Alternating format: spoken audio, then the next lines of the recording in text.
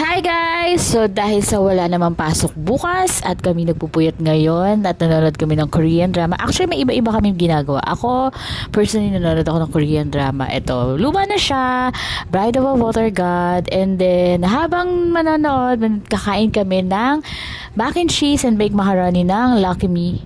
So yan, ako na yung nagluto dito ako sa Dirty Kitchen. So yan, ako na yung nagluto.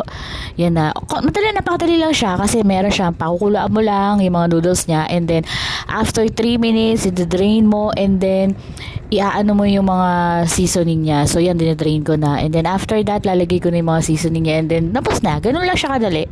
Especially this Lucky Me kasi ng dali-dali lang niya eh. Hindi na siya ma-complicated. Wala siya masyadong plastic. Basta yan lang, seasoning lang niya. So, yun lang, guys.